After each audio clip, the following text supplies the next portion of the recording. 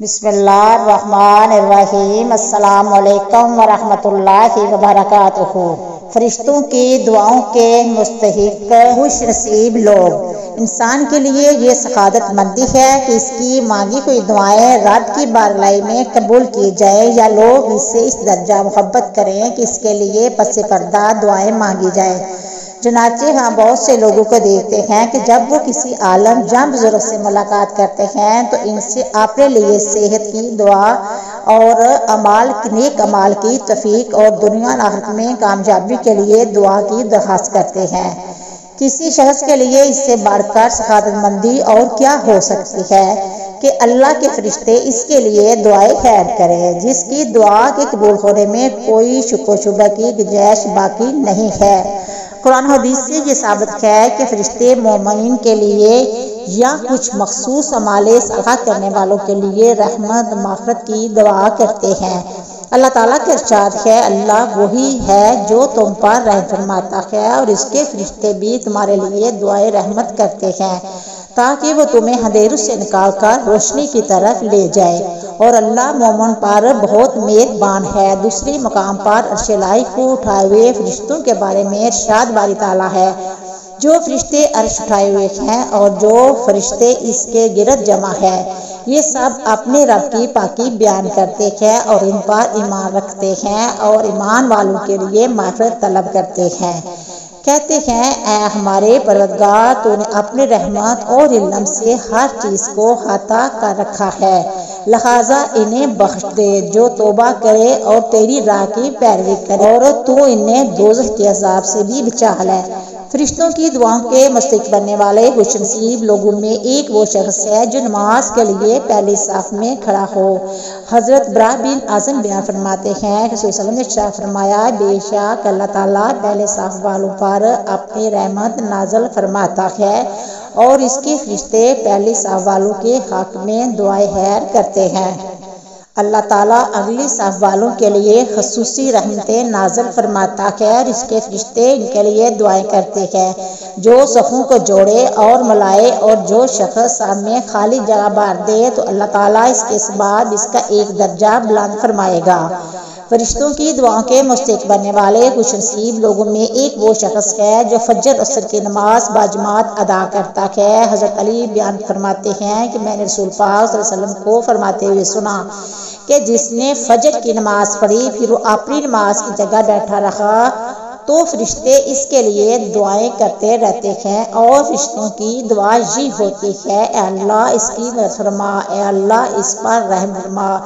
ایک اور مقام پر حضرت ابو ہریرہ بیان فرماتے ہیں کہ نبی کریم صلی اللہ علیہ وسلم نے فرمایا، رات اور دن کے فرشتے فجر اور عصر کی نماز میں اکٹھے ہوتے ہیں، چنانچہ جب فجر میں جمع ہوتے ہیں تو رات کے فرشتے چڑھ جاتے ہیں اور دن کے فرشتے باقی رہتے ہیں، اور جب عصر میں جمع ہوتے ہیں تو دن کے فرشتے چڑھ جاتے ہیں اور رات کے فرشتے باقی رہتے ہیں۔ چنانچہ ان کا رب ان سے پوچھتا ہے، حالانکہ وہ سب کچھ جانتا ہے، میرے بندوں کو تم نے کس حالت میں چھوڑا؟ تو وہ کہتے ہیں، ہم ان کے پاس ہی آئے ہیں اور اس حال میں کہ وہ نماز پڑھ رہے تھے اور نماز ہی کی حالت میں ہم انہیں چھوڑ کر آئے ہیں، لہذا قیامت کے دن ان کی رحمت فرما دینا۔ فرشتوں کی دعاؤں کے مستحق بننے والے خوش نصیب لوگوں میں ایک وہ شخص ہے جو نماز کے انتظار میں مسجد میں بیٹھا رہتا ہے۔ حضرت ابو ہریرہ سے روایت ہے کہ نبی کریم صلی اللہ علیہ وسلم نے ارشاد فرمایا، بندہ مسلسل نماز ہی میں ہوتا ہے جب تک وہ نماز کی جگہ پر نماز کے انتظار میں رہتا ہے، اور فرشتے کہتے رہتے ہیں، اے اللہ اسے معاف فرما، اے اللہ اس پر رحم فرما، جہاں تک کہ وہ چلا جاتا ہے یا بے وضو ہو جاتا ہے۔ فرشتوں کی دعاؤں کے مستحق بننے والے خوش نصیب لوگوں میں ایک وہ شخص ہے جو رات کو وضو کر کے سوتے ہیں۔ سیدنا ابو ہریرہ سے روایت ہے کہ نبی کریم صلی اللہ علیہ وسلم نے فرمایا، جو آدمی باوضو رات گزارتا ہے ایک فرشتہ اس کے پہلو میں رات گزارتا ہے۔ جب بھی وہ بندہ رات کی کسی گھڑی میں بیدار ہوتا ہے تو فرشتہ کہتا ہے، اللہ اپنے فلاں بندے کو بخش دے کیونکہ اس نے باوضو حالت میں رات گزاری ہے۔ فرشتوں کی دعاؤں کے مستحق بننے والے خوش نصیب لوگوں میں ایک وہ شخص ہے جو روزہ رکھنے کے لیے نیت سے سحری کرتا ہے۔ حضرت عبداللہ بن عمر بیان فرماتے ہیں کہ نبی کریم صلی اللہ علیہ وسلم نے ارشاد فرمایا، بے شک اللہ تعالیٰ ان لوگوں پر اپنی رحمت نازل فرماتا ہے اور فرشتے دعا کرتے ہیں جو سائری کرتے ہیں۔ فرشتوں کی دعاؤں کا مستحق بننے والے خوش نصیب لوگوں میں ایک وہ شخص ہے جو نبی کریم صلی اللہ علیہ وسلم پر درود بھیجتا ہے۔ حضرت عامر بن ربیعہ بیان کرتے ہیں کہ نبی کریم صلی اللہ علیہ وسلم نے ارشاد فرمایا، جب کوئی مسلمان مجھ پر درود بھیجتا ہے تو فرشتے جب تک وہ مجھ پر درود بھیجتا ہے اس کے لیے دعائیں کرتے رہتے ہیں۔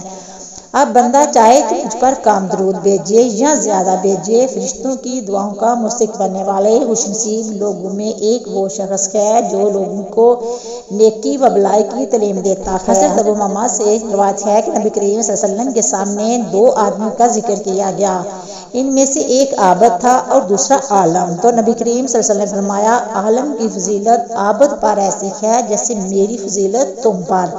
اللہ اور اس کے فرشتے اور آسمان زمین والے یہاں تک کہ چیونٹیاں اور مچھلیاں اس شخص کے لیے جو نیکی و بلائی کی تعلیم دیتا ہے خیر و برکت کی دعائیں کرتے ہیں۔ فرشتوں کی دعاؤں کا مستحق بننے والے خوش نصیب لوگوں میں ایک وہ شخص ہے جو رائے خیر میں خرچ کرتا ہے۔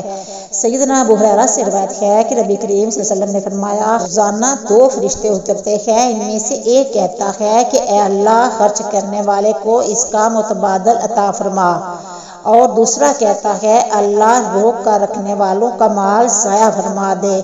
اللہ تعالیٰ ہم سب کے مذکورہ مال کو اپنانے اور اس پر ہمیشہ عمل کرنے کی توفیق عطا فرمائے تاکہ ہم سب فرشتوں کی دعاؤں کے مستحق بن جائیں۔ آمین یا رب العالمین۔ امید کرتی ہوں کہ آپ کو میری یہ ویڈیو پسند آئی ہوگی۔ اگر پسند آئی ہے تو شیئر کرنا، سبسکرائب کرنا، اچھی کمنٹ کرنا، دعا میں یاد رکھنا، اپنا بہت سارا خیال رکھنا۔ ہم انشاءاللہ ملیں گے نیکسٹ ویڈیو میں، تب تک اوکے، اللہ حافظ۔